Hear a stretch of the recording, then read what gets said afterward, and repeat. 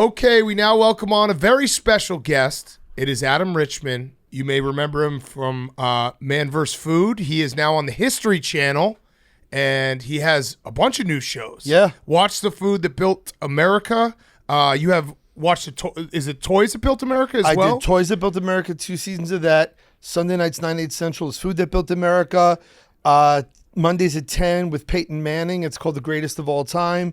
And Rebels That Built America is coming up. That's awesome because I was reading all the things you're doing right now. I was like, these all sound like shows I want to watch. Thank you, man. Yeah, they definitely don't suck. Like most people, I dig history, but when it's these really cheesy AV Squad reenactments where everything feels like the Hall of Presidents at Disney World or whatever, no one learns anything and everyone just kind of tunes that garbage out. And to actually be part of a show where that's kind of gritty and real, and you see Dr. Kellogg giving his brother orders through the bathroom door while he's dropping a deuce. I was like, hell yes, this is real. This is the real shit. And that's really what happened. So what's from all your History Channel stuff that you've been working on, what's your favorite story or episode that you've done thus far? That's a great question. This season is actually really dope because, and fitting that I'm here with my fellow Stoolies, that, we go into sporting goods a little bit, and people are like, well, why is it in Food That Built America? People don't realize Wilson, Rawlings, they all started because of the surplus leather that they had at slaughterhouses. Oh. In fact, the milk bone started because of surplus milk at a slaughterhouse. The same inventor that would go on to invent margarine and unleaded gasoline got a bunch of milk, dehydrated it, saw that his dogs were kind of into it, made a biscuit, they couldn't give a shit. He molded it into the shape of a bone, and they almost took his fingers off. And that was the milk bone. But I think that the thing with the sporting goods episode, I didn't realize that fans used to think that players were kind of like pussies if they wore gloves and they didn't catch the ball barehanded. So guys were buying work gloves, putting cotton wadding in them and painting them flesh tone with fingernails on it so it looked like they were catching it. Way. And I was like, screw tradition. Hockey was traditionally played without helmets. Doesn't make it a good idea. Yeah. But I also love, and we were talking about your incredibly delicious coffee. Not paid to say it yet. No, I'm just kidding. Yeah, no, not paid to say we it. can get you paid. I'm breaking stones. But the thing is, we were talking about the name, and that's the thing I love this season. We talk about Chick-fil-A and Popeyes. And I never really knew the story. I never knew that Chick-fil-A started as a menu item at Waffle House. Oh. I never knew that Popeye actually, the Big Al who created it, he actually got sued by, the whole Mel Blanc thing. And he said, no. It's about Popeye Doyle, the Gene Hackman character in French Connection. What? He's like, yeah, that's it. Same thing with Curtis Candies. Babe Ruth tried to sue him for the candy bar. He's like, no. Baby Ruth is about Grover Cleveland's baby daughter, Ruth. Oh, my God. That's smart. Genius. And I didn't even know this. One of the cats, this is from this season. The peanut butter episode is really, really, really good. And not just for single guys who have a dog. I'm saying that the peanut butter episode is actually really kind of enlightening, and that one of the dudes who built Peter Pan was screwed over by the government and by his partner, and he pivoted and created Skippy. And to this day, he has never paid the J.M. Barrie estate one freaking penny for the name Peter Pan. That's crazy. Isn't that crazy? Awesome. Yeah, good for that guy. Right? Isn't there a crazy story behind how cornflakes were invented too? 100%. And it involves the Kellogg's, the one guy dropping a dookie while his brother's talking, but it's the truth. Dr. Kellogg had the Battle Creek Sanitarium in Michigan, and it wasn't sanitarium meaning people losing their sanitary, but it was meant to be a place to go for wellness. And he also had his fixations against red meat, masturbation, the whole thing. Mm-hmm. In fact, there's a movie called The Road to Wellville where Anthony Hopkins plays that kind of character. But anyway, and he would make them do marches. Anyway, the short version is this. His younger brother, the younger Kellogg, was the real innovator. And they would make this kind of mush, this sort of grain mush, like this paste. Well, some of it had been left on a roller overnight. And he cranked it in the morning when it was dry, and it made these flakes, and people loved it more. So he said, screw it, happy accident, let's keep making it. And people were loving it. Well, there was one executive named C.W. Post whose company sent him there to chill out and not be an angst-ridden fuck. And can I say that? Yeah, you can say whatever you want. Sorry, and I apologize to A&E Network. Y'all know how we do. And and so C.W. Post stole the formula, and he created Postum. And there was this big race. And actually, between the two Kellogg's, that's how we created Corn Flakes. The K was actually from his signature. Coca-Cola, that's the accountant's signature. And it's kind of wild when you see these like little tiny things that like I never knew. Like I never knew before doing this show that Hydrox not only came out before the Oreo, but the name comes because they wanted to try to evoke purity because they had been fired from Nabisco, and these guys were like, screw you guys, and they wanted to evoke purity. So they took water, hydrogen, and oxygen became Hydrox. And like this season is like I think That's awesome. Yeah, I mean, I just always don't know them as shitty Oreos. right, Yeah, exactly. right. And they were the first ones. It's like the NIT versus the NCAA Yeah, right. tournament. But this is like all these things that happen out of accident. They were the Kwame Brown of Oreos. Yeah. Exactly Oh, be right. careful. God, Kwame's gonna goddamn. come after you. Yeah. Is he? Yeah. He goes after He's everyone. about that life. Yeah. You don't Really? want to fuck with Yeah, Kwame. no, I that actually be a apologize. beef that I'd like to see. No, Adam I would Richman like to versus formally No, you've already you crossed the apologize. line. You crossed the line. Apology. Oh, wait, how about the rapper Kwame with the polka No, dots? no. Listen, we'll hop in with you. No, I'm on Kwame's side. No, Kwame Brown is Hydrox. Oh, I'll be in there with you. We'll go Can back I- to back. Kwame- Can I go Brady Quinn? Can I go Colt McCoy? Yeah. With cornflakes, I've always wondered about those because when they came out, people were like, "God damn, these things are delicious." But cornflakes objectively suck, don't they? They have about 4 seconds where it's kind of like Big League Chew, right? Yeah. And even that's like the sickest story. It's actually fitting to talk about it. That was in I had done a show for History Channel called Adam Eats the 80s. But even Big League Chew, that was a relief pitcher for the Portland Mavericks, owned by Bing Russell, whose 16-year-old son Kurt Russell played for the team. There's that movie Battered Bastards of Baseball is about it. But this dude saw a bat boy chewing some like shredded black stuff, and he knew his mom. He's like, Todd, I'm going to break your arm. What are you doing? Your mom would kick your ass if she knew you were chewing tobacco. He's like, no, it's licorice. I shredded licorice. And that's where they had the idea about, they said, why did you do that? He said, I want to feel like I'm in the big leagues. And then so this one guy, Bob Nelson, whichever you call him, they call him Nelly, turns to Jim Bouton, may rest in peace, and former Yankee pitcher, says, what about shredded chewing gum? What would you call it? He goes, I don't know, Big League Chew. And they made the first batch in the kitchen of a lady named Candy Field. She's still alive. She still lives in Portland. And her son is Todd Field, who just directed Tar, the one from Cape Blanchett. He directed In the Bedroom. It's the crazy, all these like stories about the food is nuts. That's amazing. But when cornflakes came out, was it a revelation where people were like, oh my God, was food so bad in America at that time that this was like a holy shit moment? Like flakes, 100%. Well, because remember, back in the day, most breakfasts were usually leftovers. The idea of a breakfast industry was really not heard of, and like food safety. The crazy thing is that it wasn't until the 80s, which we really hit in this season with like, Reagan said you could advertise directly to children, and you had like this arms race between General Mills and Kellogg's. So suddenly General Mills does Cheerios. Kellogg's has this crappy cereal called OKs, where the pieces are O's and K's. So the guy says, screw this. William Lamothe says, no more K's. Let's just do the O's and let's make them fruit flavored. He chooses the toucan. Ironically enough, a toucan has no sense of smell, but because of the colored loops. And what's crazy is Fruit Loops don't have an individual taste. Your mind makes you think that the orange tastes like orange, and the yellow tastes like lemon or banana. no, that's not true. All bullshit. They all taste the Now, exact next you're same. going to tell us that green M&Ms don't make you horny. I mean, they make me horny. Yeah, so they I do. can't. They Well, not absolutely do. anymore. It's scientific fact. Why? They nerfed her. Yeah, they took did. away her high heels and her butt. Yeah. Yeah, but like that's only if you're like rubbing one out to the actual animated M&M. But if Wait, you're out yeah, there, who would do that? No. I don't know, man. I've been Gross, seeing man. some like newscasters get pretty Weirdo. salty. Like True. we want our go-go boots on our Give faceless me my candy. fucking hot M&M back, and then give me the Lola Bunny with the ass. So how do you have all these facts in your head now? Because this you know everything. It's very thoughtful of you to say that, man. I guess, I really love like the culinary anthropology of it. And the thing is, I'm a third generation American. My grandparents came here with neither pot to piss in nor window to throw it out of.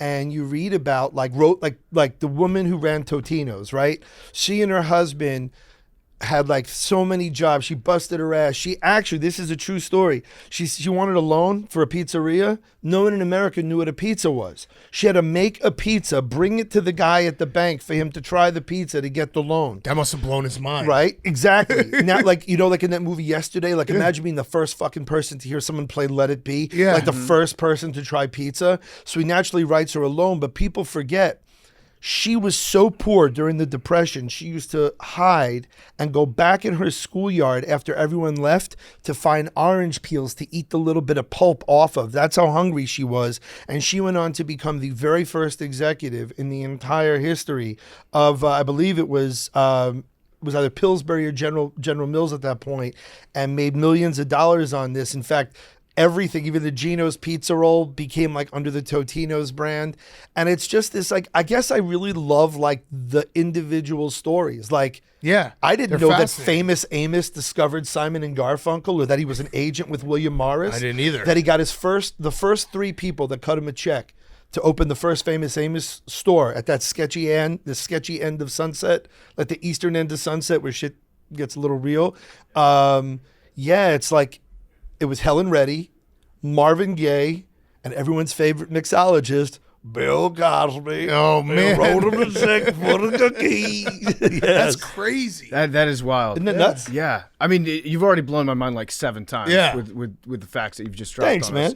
us. So I'm looking forward to watching that. What would you say would be the one food, if you were to like zoom in on one, that really represents America? Ooh, what a great question. Great question. Thank you.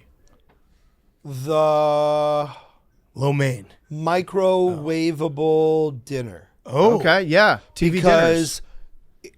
the 80s was such a shift. Remember, we had Reaganomics, so it was a switch of supply side economics. Tons of money floods the market. First decade that has two parents working, so you have latchkey kids able to let themselves in. Cocaine. You have an Cocaine, right, yeah, big shoulder that did pads. happen, yeah. Big shoulder pads in Yeah, Miami Vice, yeah, exactly yeah, right. Hair, crazy hair. Crazy hair, right. So then the other thing is you have advertisers advertising directly to children. You now have a kind of modality that the kids can cook with.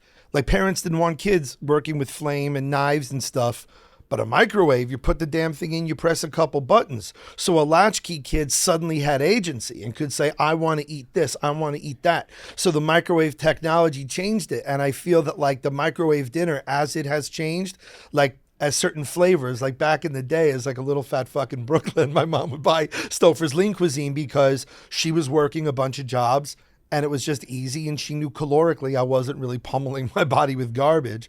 But now you find like all tortellini and artichoke bottoms and, you know, curries and all kinds of things. It's incredible. And it's a direct correlation to where American tastes are at the time. Like, Swanson only created the turkey dinner because there was a surplus of turkeys. He had too many turkeys and didn't know what to do with it. Yeah, isn't it true? Like, I listened to an interview. I think it was our guy Eddie who did it with Dog Walk. He interviewed a guy who had was a butcher, and he said that like ham used to be the meat, and then turkey just completely took over for ham sometime in the last like 20 years. Well, you know how it is. It's like the funniest thing is we did an episode early in March called Flight of the Buffalo Wing, right? And everyone always assumes it's the Anchor Bar in Buffalo. We come to find there was a black man named John Young who lived on Jefferson, which was essentially the Black Main Street in Buffalo. He was doing a version of what people in D.C. know as the mumbo sauce wing. Yeah. So if you're going to compare, like, the hot wing is hot, sour butter, whereas hot, sour, sweet is the mumbo sauce wing. And then when racial violence gripped Buffalo, he and his family went to Tulsa and then Chicago, and then the Bellissimos got the credit. But what's even crazier is that wings were considered shit. Wings were the thing you used for a soup, the thing is used for a sauce. Right. No one wanted it. And then this simple thing made it this incredible bar snack, and it never was a big thing. Like you were talking about that ham turkey substitution.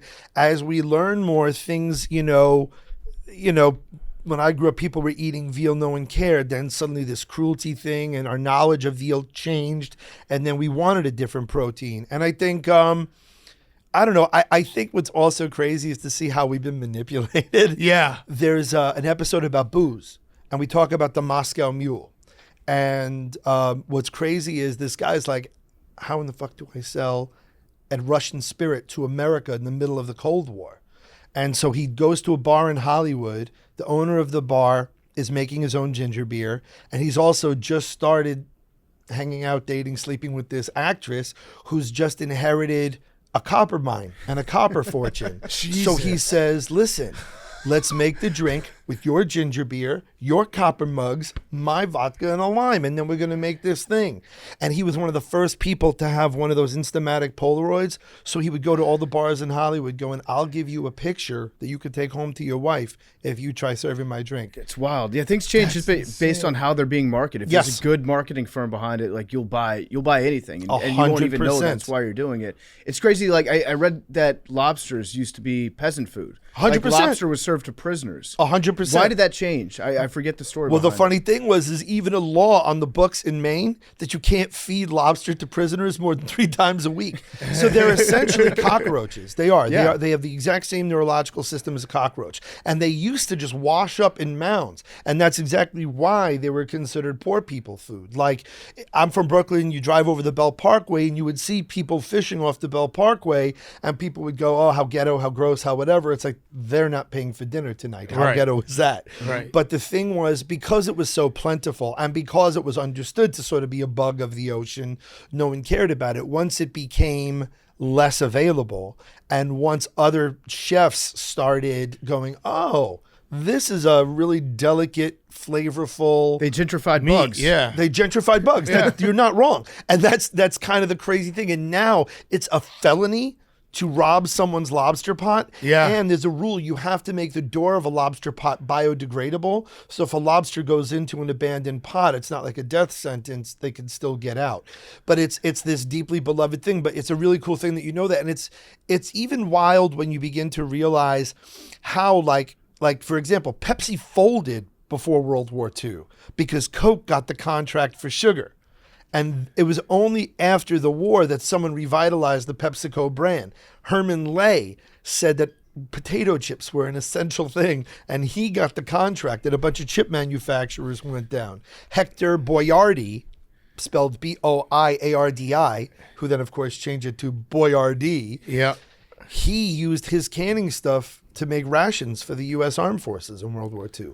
So you begin to see, how the little historical things change. That's crazy. It's fascinating. So, in terms of your career, how Man vs. Food? I know that's a thing of your past, but we all loved it. Thank you, man. Well, loved the show. Thank you, bro. I actually got upset with you when you lost all that weight. I just wanted to just get that out in the open. I did write a blog being like, "Fuck Adam Richman. Why'd he lose all this weight?" Like, you were supposed to be the guy that we all looked up to because you had the dream job. So bygones be bygones on that. But yeah, I was. Was upset. it that because I was still eating? I just wasn't eating like that while I was losing weight. Yeah, I just remember you took a cover photo. Well, no, I took a centerfold, but that wasn't why. So they have a thing in Manchester at Old Trafford where Manchester United plays every 2 years called Soccer Aid.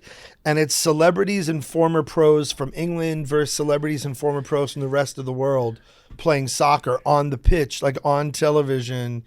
And I played a whole bunch in my youth. And so I dieted for 2 years with the sole goal of playing for Soccer Aid. So that was my goal. It wasn't about fat shaming. It wasn't about. No, I know it wasn't. I was a stupid blog. I was just like, you have the dream job. Go back and eat. Because I used to watch your show and be like, that looks like an awesome place. Well, that was the that dope looks thing. like an awesome place. Well, that was the thing. Even while filming Man vs. Food and Man vs. Food Nation, when I had that kind of discipline, it made me aware, of how many calories those things were, but my cheat meals were built into my schedule. Yeah. So I'd work out, I'd do a shake, and then go to a place and have because I knew basically I would take a bite in 3 different focal lengths. They would do a 2-shot of me and the chef, one where they would follow the burrito up from the plate, one where it's a wide shot of me biting the burrito, and one of me doing it and then jizzing and oh, it's so good afterwards. So I knew that I had at least 4 bites. So generally speaking, if you're keeping a low diet, 4 or 5 bites of a mega King Kong burrito, you're good. How did you get into that? Was that your idea? I auditioned. Okay. You auditioned. And I never had done a food challenge before my final screen test. I went to Yale for my drama degree, and I got signed by agents. Yeah, totally. I mean, have you not heard the dorky ass facts have been spraying out here. Totally. And I lost my glasses. And, no, I mean, I say that lovingly because we couldn't sniff an Ivy League school. No one in this room. I'm the first member of my family. Oh, yeah. Billy went to Williams. He counts that as an Ivy League school. I'm the first, but like I say, I'm lucky to have done it. But I got signed by agents out of the school, and I read this book called The Renaissance Soul, Life Designed for People with Too Many Passions to Pick Just One. And it was really like, I liked it because it wasn't like esoteric hippy dippy bullshit. It was much more like real exercises that like made you answer. There was no like, I'm not sure, you had to have a definitive answer about things. And I'm not kidding you. I did this reverse flowchart exercise and it came to television travel food host. And so what? That's crazy. I'm not kidding you because I had it. Wait, that job didn't even really exist when you took that test. Well, yes and no, right? Because I think Guy was doing Triple D. You had Paula Dean's sons were doing a show called Road Tested at that point. I think Bourdain maybe was doing stuff. Yeah, and like, obviously. Bourdain and Andrew Zimmern, obviously. I mean, granted, Tony, it was about his voice, not really where he went. Andrew was eating, sauteed panda taint, and it was its own thing. And he's just so erudite, and it comes from this food background. I wasn't shit, I was this actor, and I had played God on Joan of Arcadia, and I had been on, Guiding Light and things like this. But I've been working in kitchens since I was 13 years old. And so I got the audition and they said, bring in something to eat, describe the flavor. There was a big board, like it was a handwritten like read, like one of those restaurant intros I used to do. And then there was a casting director named Barbara Barna. So I came in and I bought I brought a mole burrito because I figured mole is kind of interesting to talk about. Mm-hmm. And I have a photographic memory. So I read the read and she said, feel free to go back. And I was like, no, give me 2 more seconds. No, I got it. And then I just did it straight down the barrel. And she's like, well, what? And, naturally you have to play possum a little bit. Oh, do you need a safety? Sure, let me get a safety.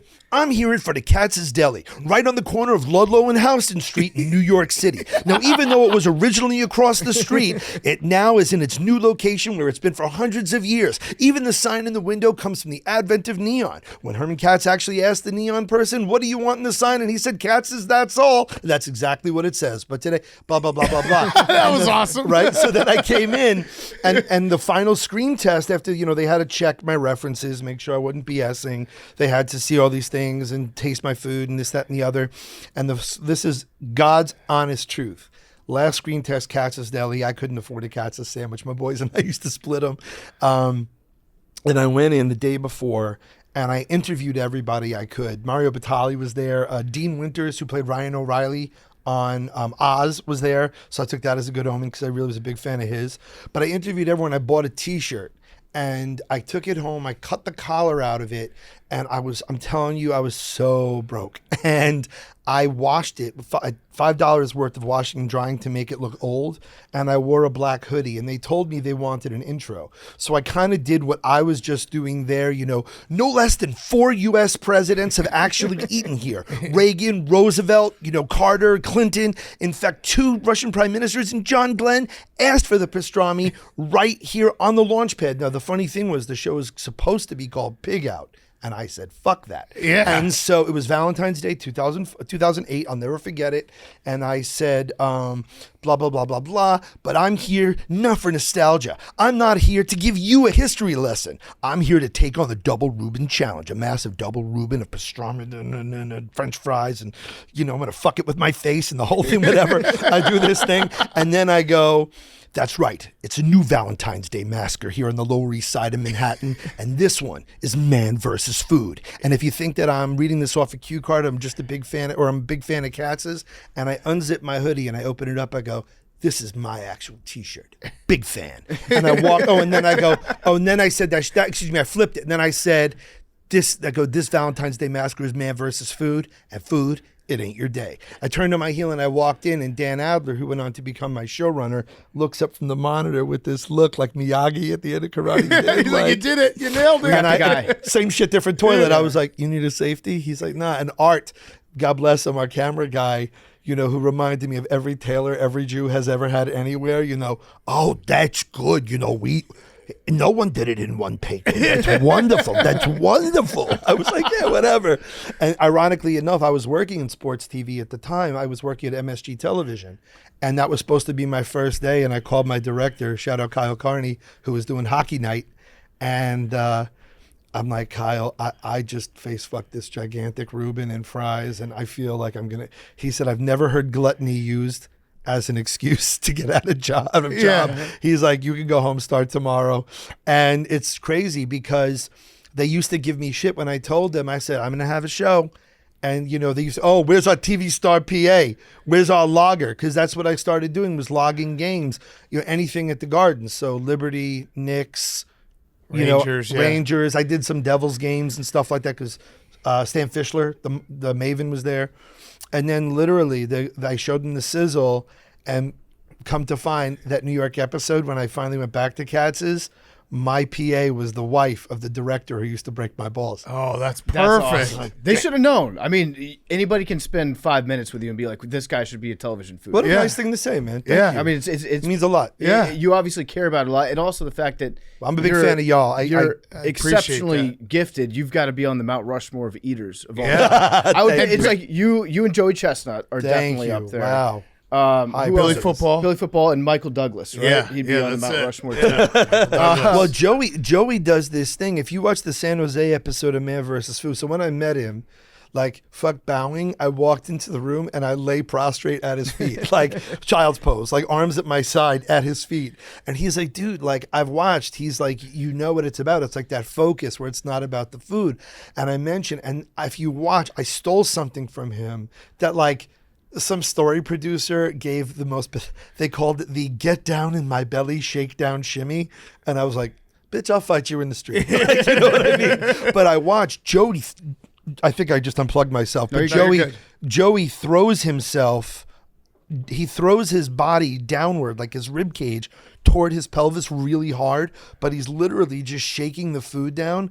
But the other thing is he takes one more bite than any human does. Like, so I can sit there and take like 4 good bites of a burrito, but he's got that like 5th bite. Like, I think he's got that extra alien mouth. The jaw strength. It's crazy. It's nuts. Yeah. And the bites like come from his like back of his head, like from his spine.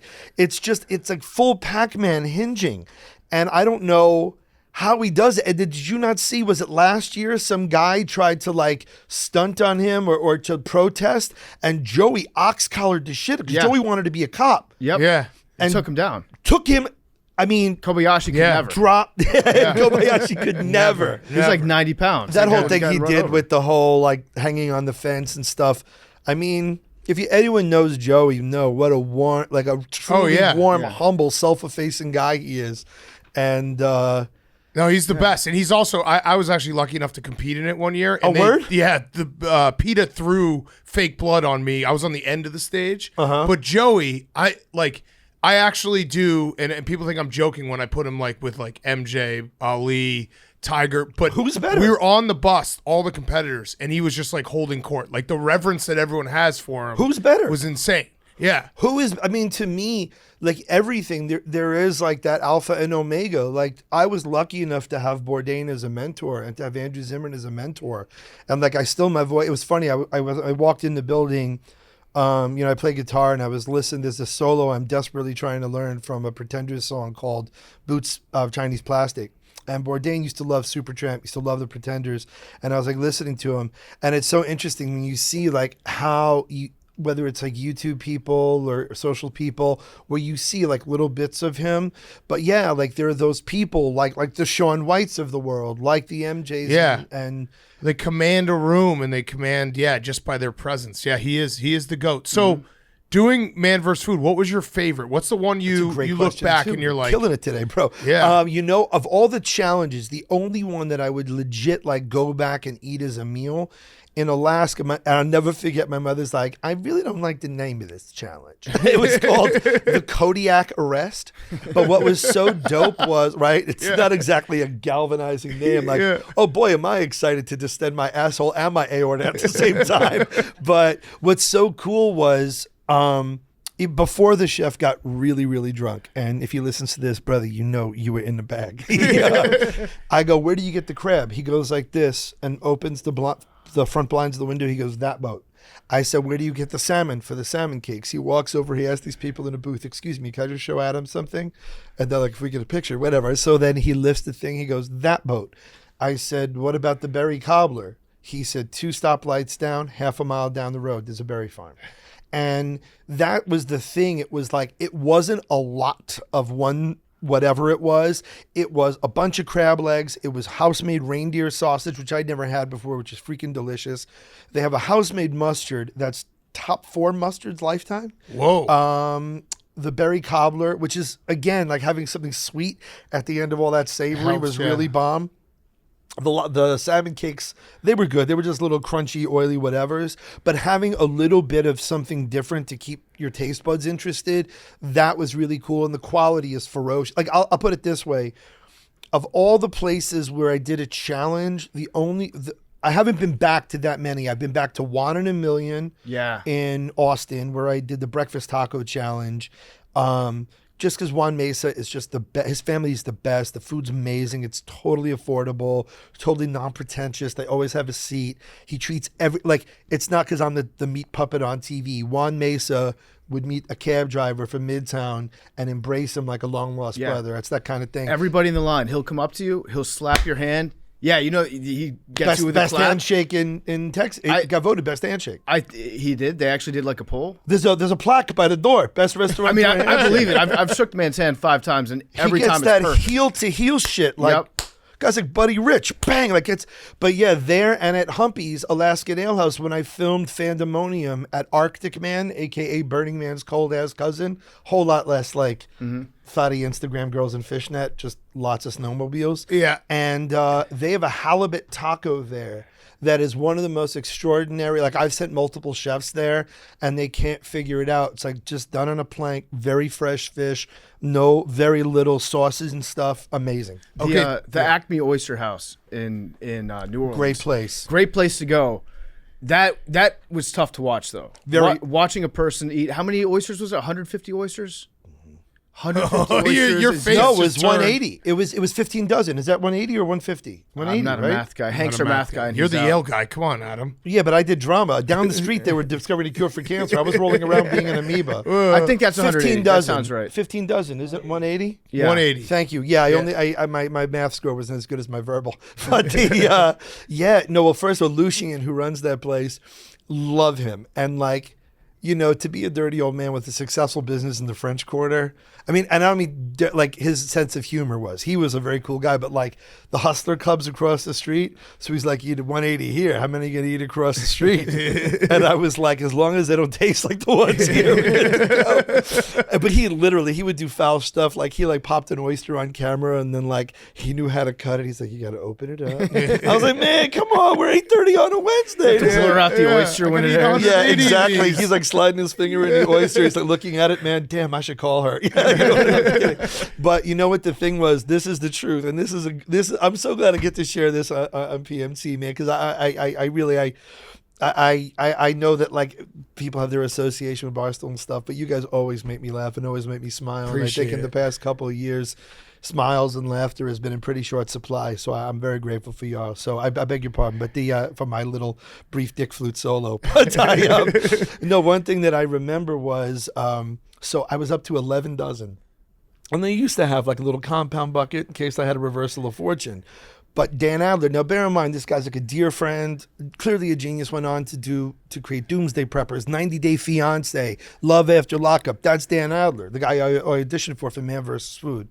And Danny had been off the road. He came back. So this was I said, Danny, you're leaving on a W. I refuse to have you come in, So the bucket was I don't know, kind of like where you are right now. Yeah. I don't know, what would you say, about 7 feet, 8 feet away, 10, whatever. Mm-hmm. I didn't want to say out loud, hey, Danny, move the bucket over, especially because it was a bachelor party next to me. If you watch, this one guy screams and I pretend to fucking stab him with my fork.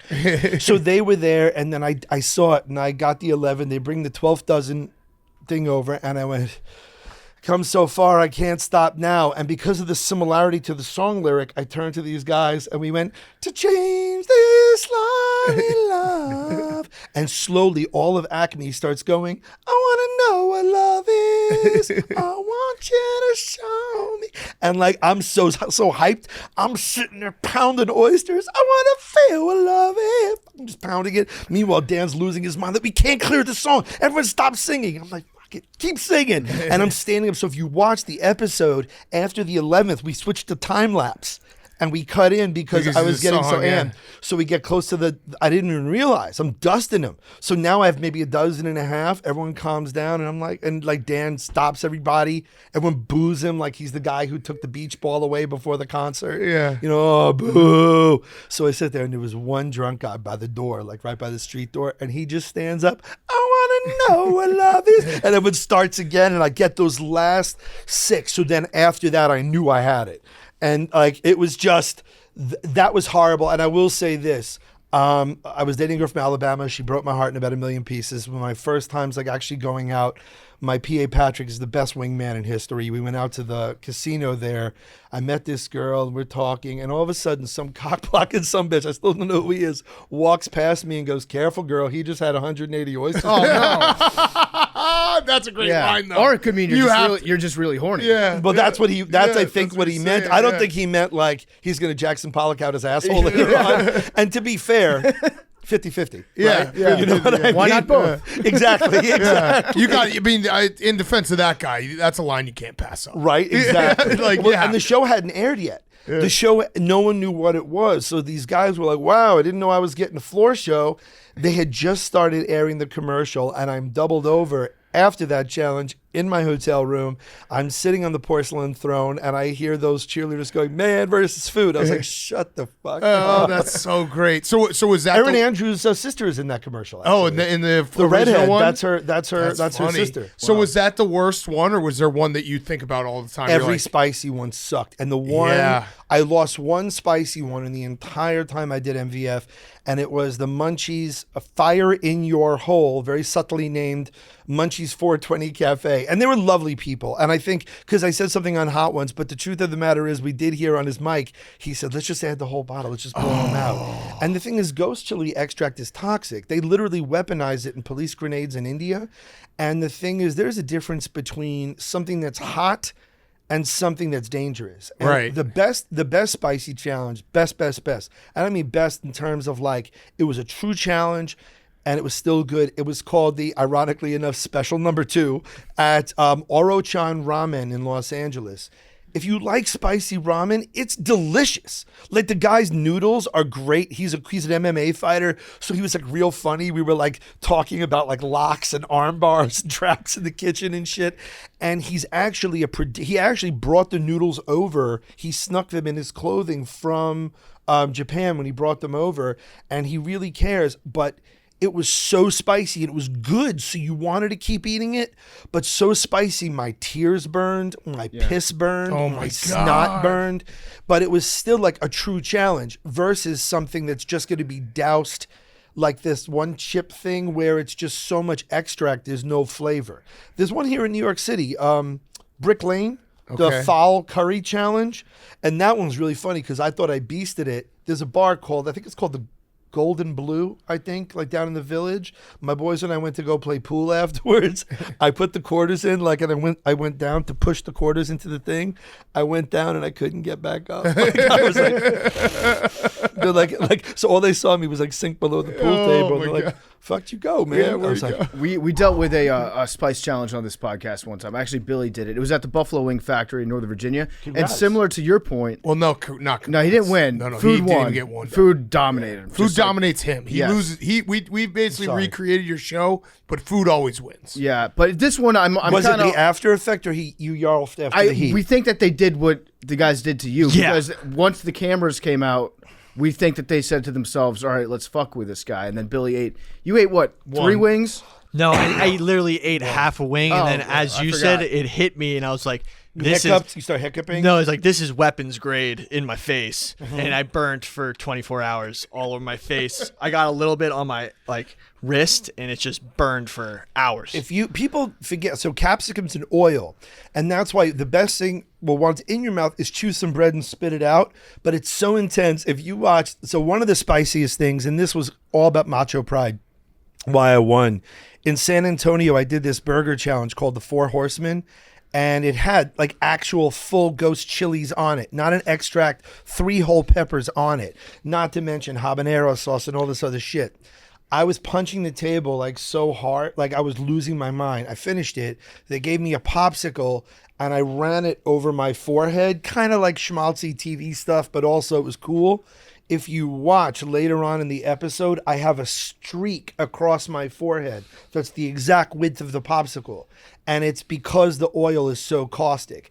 The one that almost like really like turned me into Phantom of the Opera in Santa Clara, where I got in trouble for elbowing somebody.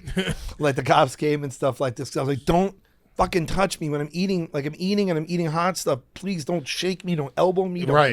What's wrong with you? And so after you ate this challenge, this stuff, you had to leave the sauce on your face and hands for 5 minutes. And I'll never forget this. So I had done this like a schmuck. Like what I'm doing, listener, is Adam is grabbing his fingers as though he's, doing something on OnlyFans. And like that little teardrop fingertip together thing and then pulling the sauce off. What I did inadvertently was rub the sauce into my cuticles, and I couldn't bend my fingers. My hand swelled so bad I was trying to sign autographs and stuff afterwards. And thank God our makeup artist is very devout, and her church group had come, and there was a dermatologist. I was like, as a Jew, I want to say thank you to your church group. And he had to go to there was a Publix or something, or a Kroger, and he got cortisone, like prescription strength cortisone and aloe to put on my face. No but way. if you watch, I look. That's torturous. Like a tomato. Like when you do those challenges, I would imagine, how quickly would you do them back to back to back? Because like Great question. You do something like that, and it's like I don't want to eat forever. The first 10 episodes, everyone's like, I could do what you do. The thing is, could you do it those first 10? Like, so remember, I'm tomato ketchup. No one knows who I am, cares who I am. No one expected the show. When I got picked up, they had a show with Dhani Jones, who played for the Jets and the Bengals, called Dhani Tackles the Globe. They had one called Bridget's Sexiest Beaches with Bridget Marquardt, one of Hef's 3 girls with Holly and Kendra. It was Bridget was the sort of the older of the 3 of them, but lovely person. And obviously they had Andrew Zimmern and they had Tony, so who's player to be named later? You know, I like came along in the draft like knowing who I was. And suddenly it popped off. But in the beginning, it was travel, shoot, challenge, travel. Or shoot, challenge, shoot the very next day. So there was no downtime. Eventually, once the show had a little bit of accolades and the tail could wag the dog a little bit, I could say I need a recovery day. Right. Yeah. Or I need a prep day. But I'll never forget the first real challenge I ever had to do on camera. The pilot was in Memphis, and we did a thing called the Kooky Canuck. It was called at the time the Bigfoot Lodge, but it was a burger roughly the size of a bar stool cushion, and it wasn't fitting, and it wasn't badly made. A really wonderful cook there and everything. He is Canadian, so it's called the Kooky Canuck now. But it's just so much of it, and I didn't know how to do challenges yet. And so I had to do this. I finished the challenge, and the very next day I had to show up to Gus's Fried Chicken and try to go, yeah, I'm so excited to have fried chicken and pie. And then it's like, excuse me a second, let me go into the bathroom for the 4th time in an hour and have a brown baby, and I'll be right back. That's crazy. And that was the thing. Well, luckily, like the walking and the coffee, like I came in ready to fight Klitschko. I came out ready to fight Pacquiao.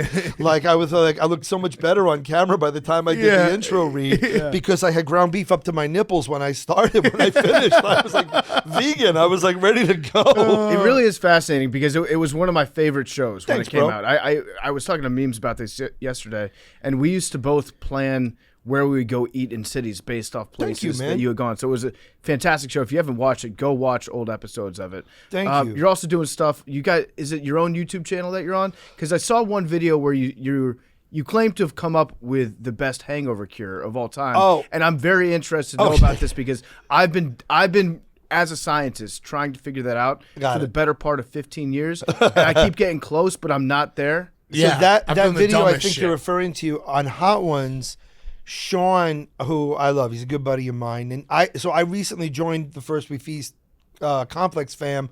I have a podcast with them called The Meals That Made Me, but on the first Hot Ones I did, Sean said, "What's your hangover sandwich?" And it was based on, so basically, you're going to need starch, you're going to need fat, and you're going to need a little bit of salt, just generally speaking. It's why, like back in the day, bacon, egg, and cheese, French fries, a fountain Coke, and I was usually right as rain, a couple of Tylenol, and I was usually pretty good. But no, my hangover sandwich was, you do eggs and sun-dried tomatoes, mozzarella, and I put in a Sam Adams cream stout. I don't know why that was the one that always worked. And once the alcohol kind of cooks off, it has this kind of, I don't know, malted thing that really goes down well. And then I put it on like a bagel or a roll. But there was just something about it where it didn't go too rich or too sweet or too whatever. I'll tell you this, though. I do have, and I guess I may as well tell, because people who gatekeep are kind of, dick blisters anyway. Spicy challenge hack. Okay, and this is the truth. Ooh, it's Billy needs if this. you want to, one of my cameramen, Tom Dodson, pissed me off to no end. He was always funnier than me, funnier than everybody on the crew, and he used to refer to getting hickory hole or ring sting. He would burn out the leather Cheerio. I could do this all day. And so the way to avoid hickory hole, before you do anything spicy, eat a banana and eat a small thing of white rice. And then I would do something like, pink bismuth, which is Pepto-Bismol, but something to coat. But I would do, the banana is the crucial thing. I learned it at Flying Pie in Boise, Idaho. They have the triple habanero explosion.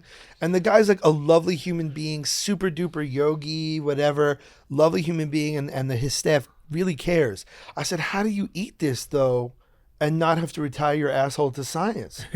And they said the banana, apparently something about the banana and the potassium encapsulates the capsicum, so you have a good exit strategy. And that's the thing. Your body's going to produce acid to break down whatever you eat. But if what you eat comes down caustic, you have acid, you have oil, and it's too much. And the thing is, dairy is good here, but dairy is the absolute worst in your stomach.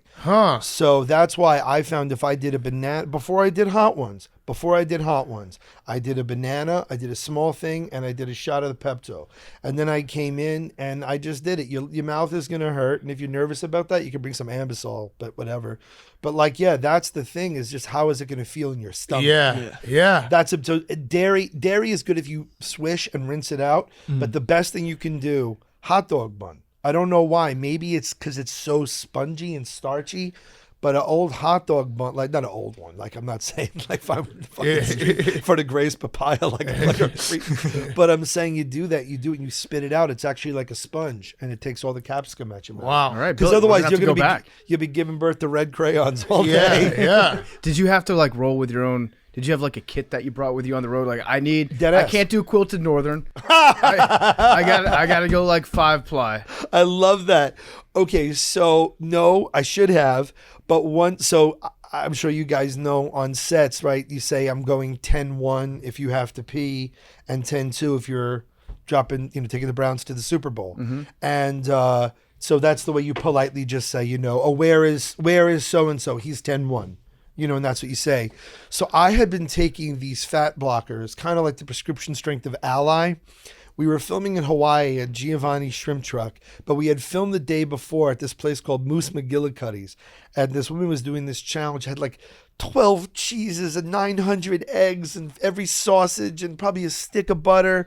I had a few bites of it. And like, if you've ever taken a fat blocker, when something's going on. You remember the Olestra chips, the Olean chips back in the people forget about those, the Wow chips. They were marketed that you had to bring an extra pair of underwear. Yeah. Zero fat, and there was a label on the back that may says cause anal leakage. Will cause anal, and people still bought them because they're like, I can't believe this tastes zero like the fat. real thing. Yeah, and it's like it's zero fat, but it goes right through you. So the thing was, it was a one and done, and I usually was pretty good about it. And you're sauteing shrimp and oil and butter and stuff like that. And I just remember saying to Danny, like, I got to go check on the 10-200. Is the 10-22 in there? Like, fuck 10-2. I was like, is the 10-2000? I got to go check on the 10-2000. And I went back and forth, and I just remember I kept going, and I said, no, we have, and I remember my sound guy knew what I was doing, and he kind of covered for me. He's like, no, we have this piece of editing equipment, and Adam's kind of responsible for it because he's the executive producer. By the way, Eric Beanie, I love you with all of, he's a two-time Emmy winner for HBO 24/7, Road to the Winter Classic. He's a big hockey guy. Like, literally, Sid the Kid took off this jersey and gave it to Eric. He's like that kind of quality human being. But straight up, like, Eric was like, no, Adam has to do this. And I remember I said to the trailer owner, I'm like, I used up your TP. I'm sorry. He's like, no, man, that's what it's there for. I said, just thank you for having enough. Oh, man. There's an issue. But, not for nothing. Everybody always wanted to talk to me about my puke, my ass, my this, my that, the other. And I always felt rough. And like one of the things that was really nice is what you said. And I know it probably sounds like some sappy bullshit, but you have to remember, prior to the pandemic, I say this as a restaurant kid, my pop had me working in places when I was 12. Is prior to the pandemic, that was the worst time for independent restaurants. 2008 was when we came out. And with the recession and everything, it was the hardest time for mom and pop restaurants. And every place on Man vs. Food did 80 to 300% more business. Oh, that's awesome. And it was because people like you believed in me and believed what we did. And so literally, like, I got a text from Mike Emerson from Pappy's Barbecue in St. Louis. He's like, my brother, I just wanted to tell you, I could draw a direct line from the day you walked in my front door to me being able to live in Hawaii. Yeah. That's very cool. That's like, so what an awesome thing. And a nicer guy there is none. And if you've ever been to St. Louis, Pappy's Barbecue, get there early, order everything. And because they sell out. They sell out. Those are the best type of places. Dude, the president of Real Madrid had to make a call to get his kids some barbecue. Oh, my God. Facts. That's incredible. So, I mean, this has been awesome, man. We really appreciate you coming by. So is your coffee, bro. Yeah. Where do you roast it? It's roasted actually in New Jersey. So Are you a big coffee guy? I am a big coffee We were guy. talking about this, and you told me to save it for the Yeah, show. yeah. But so I want to hear this because that's Okay. what I was going to ask. Because your coffee is genuinely good. Like, Thank again, you. I already gave my one Dick Flute solo. Encores cost money. You have to go. I did think about, like, probably some chubby chasers may want to do something like, if I got like a sponsorship from like Hexclad or Calphalon, if I did like an OnlyPans, just my, because I know I look a little bit like Fred Savage on a bender. Like, people look at me, go, Fred Savage looks terrible, but Jay Leno looks great. And I figured like me, like just naked with like a saucepan or something like that. Some chubby chaser's gonna be like, score. Yes. But no. So basically, one of the best things is, not to be like all like John Cougar Mellencamp, ain't that America? But I do love this country very much. My dad was a vet, my grandpa, my uncle. I used to be chairman of the board of the Armed Forces Foundation. I work with, Clear Path for Veterans out of Syracuse. So getting to really see the country is the best. So I was like, what are my passions? So I deliberately, in every city, I went to a coffee roaster, a comic book shop, a bookstore, a record store, and some kind of like streetwear or local men's store. And even if I didn't buy anything, I met people cool that would like tell me about, oh, there's a dope show. So like, what connection do I have to St. Louis? And suddenly I'm at this really cool like indie rock thing. Next thing I'm at this house party. Next thing I'm at a magazine launch. And then I have this t-shirt. And like, so coffee has been really big. And there's a chef in Hawaii named Alan Wong. And he has a coffee list. I'd never seen that. I'd only seen a wine list. He's like, why not? I know the aftertaste of everything you've eaten.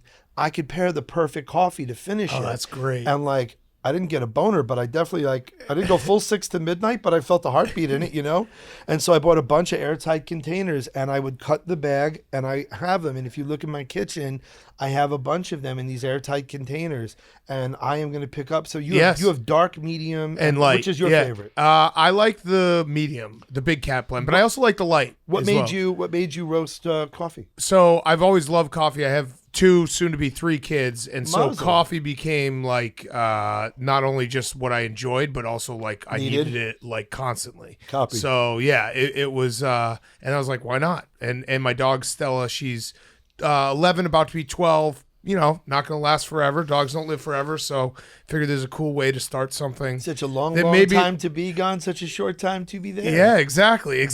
I don't know that. I don't know that lyric. Yeah, I don't know. It's impossible to play guitar with. Yeah, I have no idea what you're talking about right now. I don't know. Stella Blue Coffee, but you're so ungrateful and alive.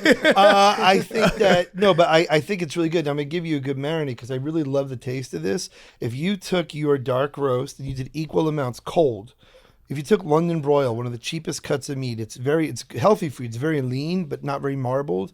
And I used to do this like on the come up, and my friends couldn't believe it. Equal parts black coffee, soy sauce, balsamic vinegar, red wine, 3 smashed garlic cloves, salt and pepper. Put it in a Ziploc. And you could even you put a straw, like a ghetto cryovac. Yeah. You zip it except for a straw. Don't suck up the liquid because it's disgusting. But you do this and you zip it, leave it there for a few hours, and then you can just sear it. But the acids, they denature the meat and they tenderize it so much. And the coffee, when you cook with coffee, it has that rich kind of chicory, without being chicory, but that campfire kind of note. And the soy keeps as a little salt, but without getting too intense. It's worth a try. That's good. I'm going to try that. Because then you could do it. That's what I used to do that and slice it into little things and make wraps with it. Ooh. Or like fajitas and shit. I like that. It's really good. I like that. Really, well, I really appreciate good. you saying that the coffee's good because that's all I want is people to like the coffee. Last question. Yes, sir. Rowback question. Promo Yes, sir. code TAKE, 20% off. First purchase. Q-zips, polos, hoodies, joggers. I'm wearing the joggers right now. Most comfortable wear if you're going to eat a big meal. Rowback. Nice. Throw on the sweatshirt. Boom. Ready to go. We do have a cheesesteak. Pardon my cheesesteak. We're not going to make you eat it. Oh.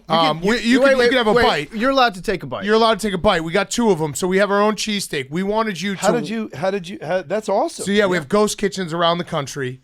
We actually have a food fantastic. truck across the street, so it's a little cold, but we would like you to try it and just tell us what it is. I would be honored. And if you don't like it, we're going to cut it. And we also want you to watch Billy try to eat one as fast as he can. Yeah. So you can just tell him, you can critique his own Holy moly. style. So what do I have? Do I have Whiz Wit? Yeah, I think we you get should have the regular, yeah. Yeah. Is that Yeah. Whiz? Oh, hell yeah. So Billy's going to also eat one as fast as he can. And you're not cutting him. You just go Yeah, full on. Yeah. Okay. Do you have any advice for Billy as he tries to eat this as fast as possible? Because So- he needs all the advice Yeah. that you can give him. Do you have a He's beverage? terrible. Do you have hot sauce? I don't have a beverage. And he doesn't want hot sauce. I don't want hot sauce. Well, what condiments do you like? Because the thing is, you sometimes the addition of a different flavor or a different consistency.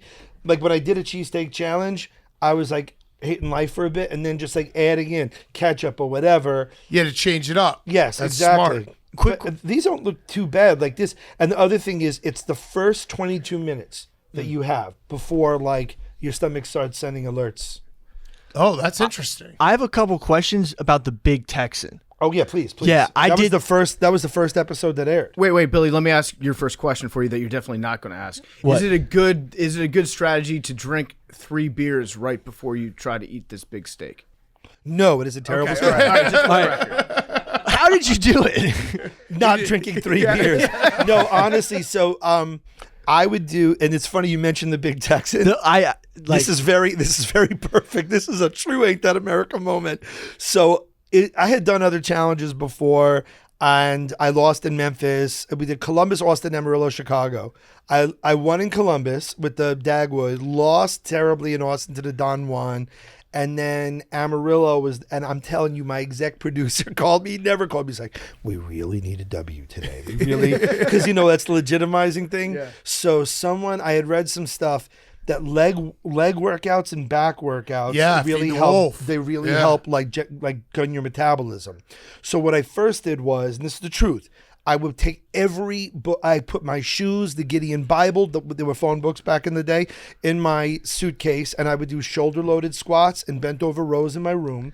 And then, and this is the truth, my little weird hotel in Amarillo, I ran in the parking lot and I started doing those line touches like basketball teachers, the line drills. Yeah, suicides. Someone said suicides, yeah. So someone thought there was like a meth addict in the parking lot and the cops came and they said, there's some guy running around and he's touching the ground, and I'm like, no, I have to eat a 72-ounce steak later. The other thing that Danny, one of the 2 brothers, taught me, again, using condiments to fight what's known as flavor fatigue, but also some alcohol's not bad. He goes, take a sip of red wine before a beef challenge. It will make your mouth almost crave the red meat, and it will make more saliva. And helps you, and it's the truth. That does help. Billy, can you? What's your fastest you ever had a? Pardon my cheesesteak. I think I did it in a minute 32. All right, so we're trying to break that. Mazel We're trying to break. Yes. That. All right, I'll pull up the timer. Hey. You ready to go? Well, I let might- Adam take a bite first and let us know. Got it. Can It's I a little cut cold. it to the middle? Yeah, you can do whatever you want. Yeah. I want to try the middle, but all Yeah. the good stuff is. Oh, it looks delicious, though. Yeah, there's water. Yeah, we got some water. Very good. Really, really good. Okay. Okay, we'll take that. Put that on quote card. Yep. Adam Richman said best cheesesteak he's ever had. He can't talk right now. That's what he said. That's what he said. That's what he said. I I'll tell see you, it. no, seriously, you know what I like? That the onions are not like cooked beyond all recognition. They have a little bit of crunch still. Yep. Yep. Some are That's what I tell 'em. caramelized. Some are caramelized. Some are crunchy. I like that some of the meat has that char in the crunch, and some has a little bit more of a tear. Yep. Personally, I go for them cut in half because I'm a savage, but really, really good. Okay. Good bread. And I like that the heat of the meat, like they must put the whiz on right at the end. Yeah. So the whiz stays nice and All right, nice and get the gooey. This seal is of really approval. impressive. You guys did a great job. All right. Thank you. All right, All right, Billy, you ready? I'm going to start the clock. Oh, Tell can us when. I get a napkin. I feel Yeah. I Can have you a get a very, napkin? a very bukkake kind of thing. Happening. All right. And remember, just it's those 3 or 4 bites, swallow, and if you need to, if you're feeling full, this is what I'm not kidding you. Joey just would throw his body down, and it does legitimately force the food down. When you're talking about before you knew how to do a food challenge, what were some of those things in learning? Stalling. Like No, what what did I you learned- learn? Yeah. This is stall. Don't answer. No, because he's I stalling. really don't know how to do a food challenge. I just we know. eat it. I just eat it. We're aware. No, it's fair. I learned some shit. Like, so, okay.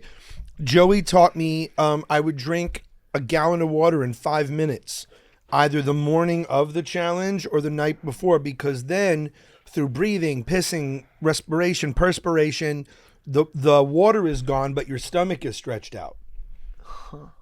So that was a really big one. But a gallon of water in 5 minutes, I mean, be careful. I mean, it's You can drown yourself. No joke. And the other thing that my doctor was really concerned about was it's how I recovered from challenges. That's why everyone's like, you must get so much ass. You're going around. I see girls kissing you during the challenges. Number one, you never feel less sexy than when you're doing a food challenge. Yeah. Number two, that my crew were the ones gallivanting and kicking it. I was on a treadmill doing the Baton Death March because my doctor had given me these cleanses, and he said, I need you moving right away. So I would go to the hotel gym, my head on the freaking console, walking at like 1.5 miles, and they're like, yo, man, the waitress is so cute. They're like, where was Adam? Where'd Adam go? I'm like, you can go. How long would you walk for?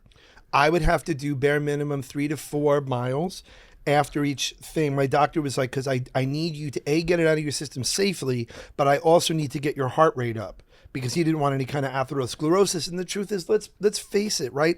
And people, like, I just wanted to do well and do right by my mom, like, whatever. And people would say, you're the top of my office death pool. How the fuck aren't you dead yet? That's fucked I up. can't wait. Yeah, like, can I have the show when you die of a heart attack? It's like, dude, I don't know you. Like, Yeah. go eat hot death. Go lay down in Yeah. traffic. And so that was the thing. I never wanted to give people the satisfaction. So leg workouts, back workouts, stretching your stomach with that. And the other thing is, if you know you have a challenge of a certain type, don't eat that thing. So, like, I love nachos, and that's why they waited till the very last Man versus Food challenge to give me a nachos challenge, because they knew I was going to lay waste to it, and they knew that I wouldn't do nachos for like a month. All right, ready, Billy? You got it, Billy. Ready? Here we go. I believe in you, Billy.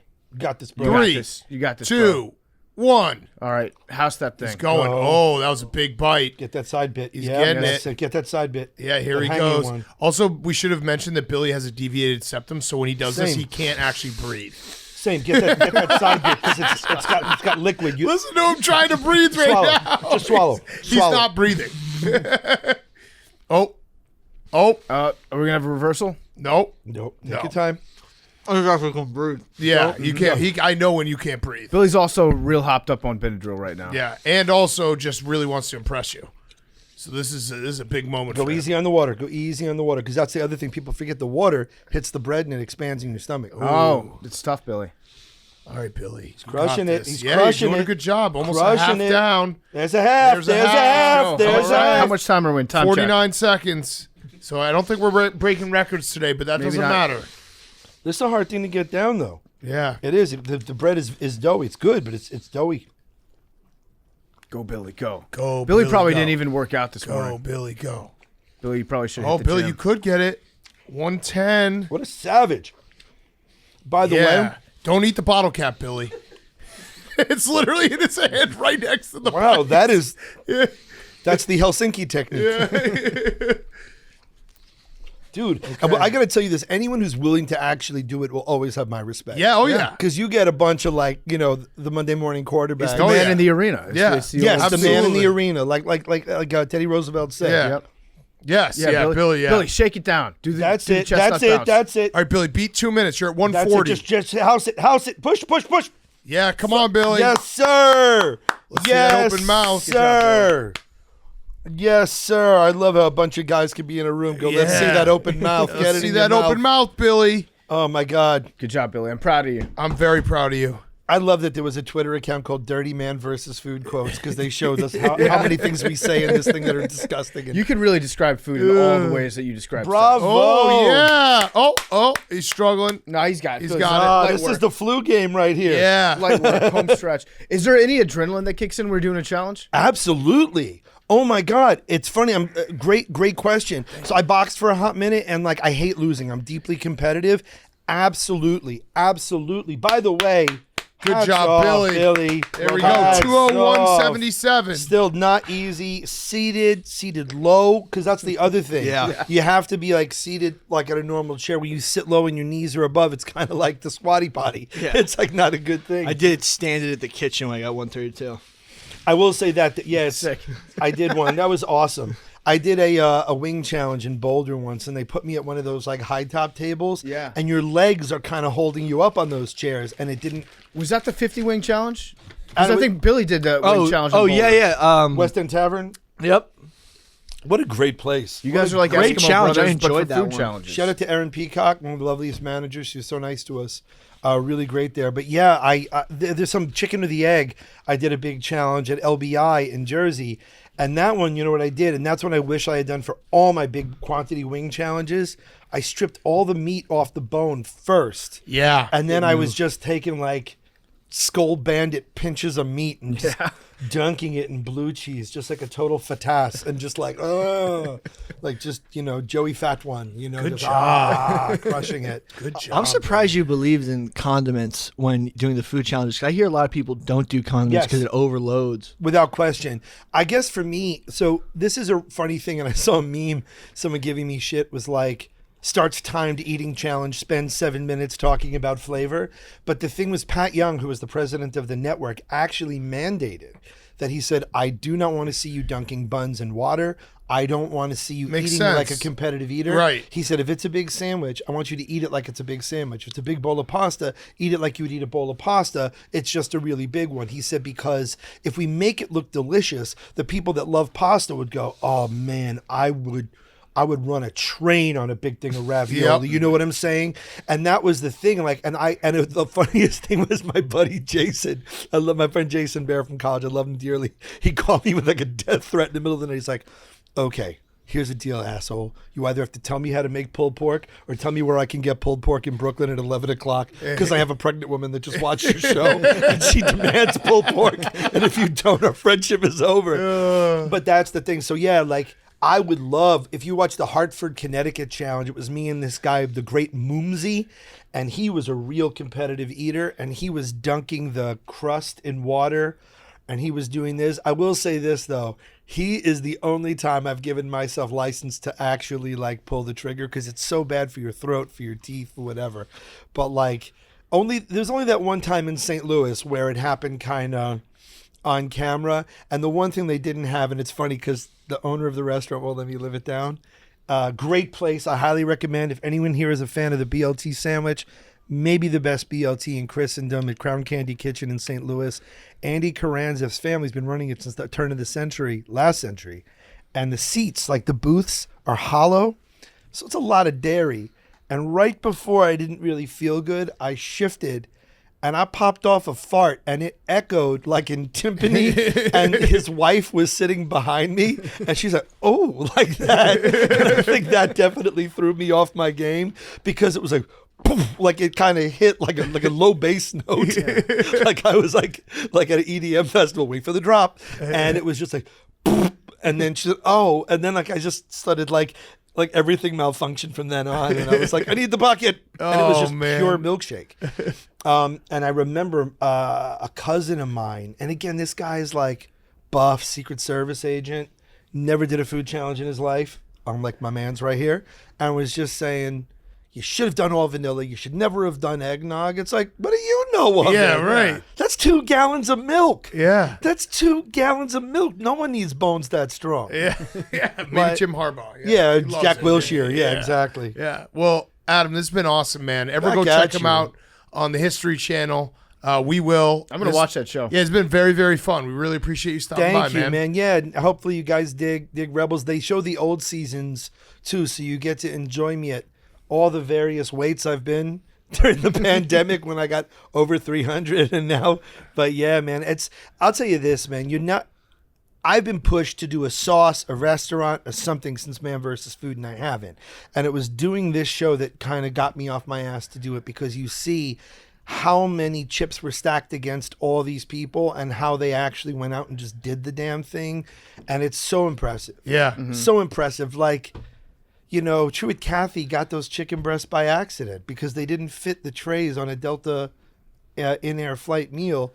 And he took it and created this multi-billion-dollar business. Like, what inspiration? Like right here, Stella Blue Coffee. Yeah. Like you went and did the damn thing. You're not some like hipster in the village bitching about the coffee. You went out and made some great stuff. And I applaud anybody like you. Lots of talkers, very few doers. Yeah. You know, it's Appreciate here for the it, fucking man. doers, yes, man. absolutely. Well, thanks so much, man. Really appreciate Back it. at you. Love to come back. Love to cook for you guys. Yes, Yes, okay. absolutely. Seriously, I had a big green egg sent to me by my boy Dave Rose, and it cracked in transit. You guys have it's a red egg Yeah. in the You're just hallway sitting there, here. yeah. Can I come back and cook for you Yes, guys? Yes. I'd be definitely. honored if you guys are Absolutely. Yes, down. Yes, No challenges absolutely. necessary. Anytime. Absolutely. I mean Anytime. it in earnest. I would love to. Yeah, love it.